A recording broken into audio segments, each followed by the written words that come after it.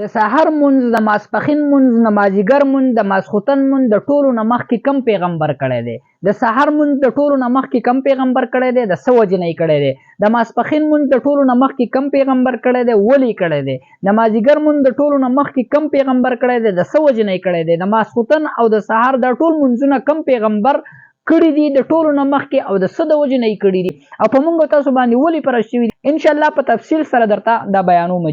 د ټولو نه مخکې د سحر مونځ حضرت آدم علیه السلام کړی دی. کله چې آدم علیه السلام د جنت نه راکوز شو او دنیا ته راغی، نو د چونکې د دې نه مخکې په جنت کې تیاره نه ولیدلې، نو دی چې راکوز شو نو په هغه ټایم کې چونکې شپه وه، نو د چې کله تیاره ولیده نو د ذهن کې راغله چې یاره دې تیاره کې به زه زندګي څرنګې تېروم، ژوند به څرنګې تېرېږي، ځکه په جنت کې خو ټوله رڼا وه، د چېرته تیاره لیدلې نه وه. نو ډېر زیات خفه شو.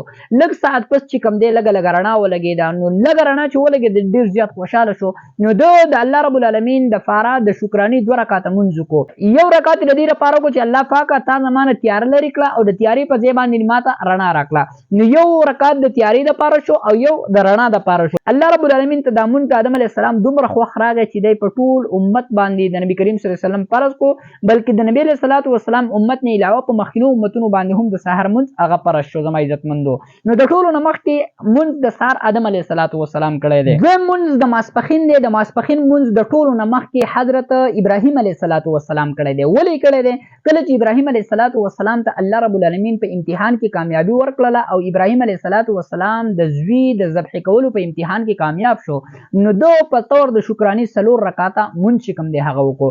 یو رکعت د دې لپاره وکړو چې الله رب العالمین دته چې کوم دی په امتحان کې کامیابی ورکړه او دی په امتحان کې پاس شو او الله رب العالمین دله کامیابی ورکړه. نو یو رکعت د دې لپاره وکړو چې دته په امتحان کې کامیابی ورکړله شو، یعنی امتحان پاس شو. دویم رکعت د دې لپاره وکړو چې الله رب العالمین د حضرت اسماعیل علیه السلام د پاره د جنت نه ګډ راولېږه. صحیح ده؟ د اسماعیل علیه السلام له طرف نه ګډ چې کوم دی هغه ذبح شو، اسماعیل علیه السلام هغه محفوظ شو. نو دویم رکعت د دې لپاره وکړو. دریم رکعت د دې لپاره وکړو چې الله رب العالمین د دنه راضي شو. الله رب العالمین د دنه راضي شو. الله فرمایل ونادینا یا ابراهیم قد صدقت الرؤيا انا كذلك نجزي ابراهیم. ته خپل خوب چې کوم دی هغه رښتیا کو او مونږ نیکان چې کوم دی هغه بدل ورکو. نو دریم رکعت د دې لپاره وکړو. څلورم رکعت ابراهیم علیه السلام د دې لپاره وکړو چې اسماعیل علیه السلام هم چې کوم دی هغه ذبح ته غاړه کېښوده او بالکل چراچرو چې کوم دی هغه د خپل والد صاحب سره ونه کړو. پلار ته ویل چې بالکل الله رب العالمین چې تا ته کوم حکم کوي بس هغه کوه، زما له طرف نه به څه قسمه په هغې کې رکاوټ نه وي.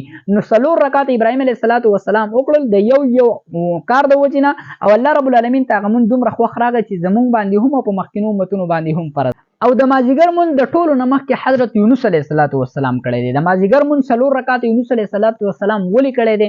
ګورې یونس علیه السلام ته چې کله الله رب العالمین د مهي د خېټې نه چې کوم دی هغه نجات ورکو او د 4 تیارونو یې ورته نجات ورکو، نو د هرې تیارې په بدله کې یو رکعت وکړو. 4 تیارې څرنګه وي؟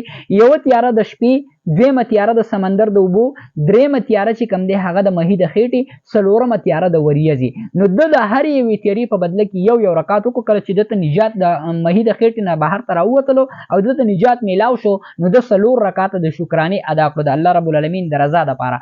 الله رب العالمین ته دا مونځ دومره خوښ راغی چې په ټول امت د نبي کریم صلی الله علیه وسلم باندې فرض کو. نو د ټولو نه مخکې د مازدیګر مونځ هغه چا کړی دی؟ حضرت یونس علیه السلام کړی دی. 4م مونځ د ماښام دی. د ټولو نه مخکې کم پیغمبر کړی دی؟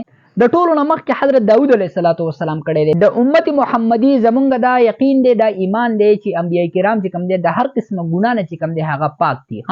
خو د انبیاء کرامو نه بعضې وخت کې داسې خلاف ادب کار یا لغزش کار چې کوم دی هغه وشي چې هغه خلاف ادب وي، هغه ګناه نه وي، لیکن الله رب العالمین هغه انبیاء کرام وي، الله رب العالمین ورته په هغې باندې هم تنبیه ورکوي. بهرحال د حضرت داود علیه السلام نه یو خلاف ادب کار چې کوم دی هغه شوی و.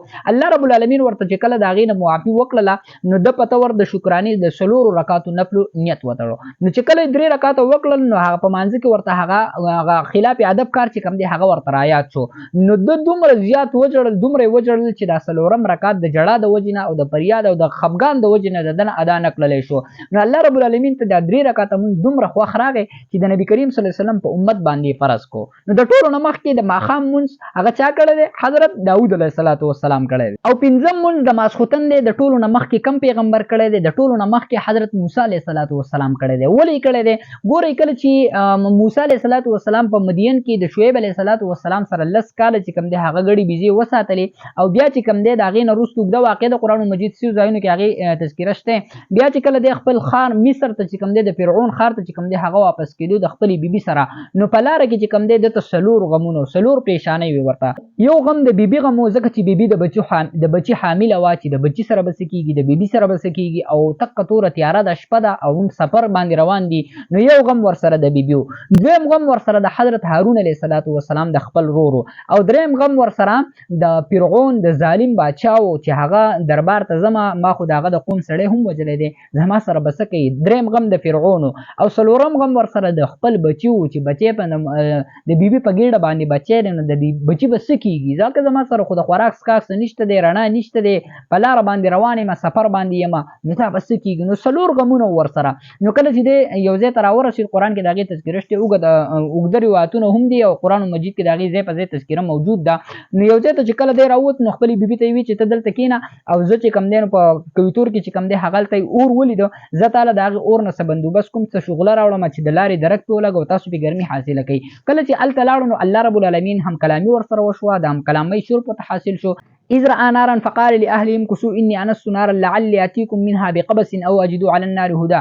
د الله رب العالمین هم کلامي شرب ورته حاصل شو. نو چې کله ورسره د الله رب العالمین هم کلامي وشو او الله رب العالمین کلام د سره وشو، نو د نه ټولې پریشانۍ ټول غمونه چې کوم دی هغه لاړ ختم شو. پوه شوې؟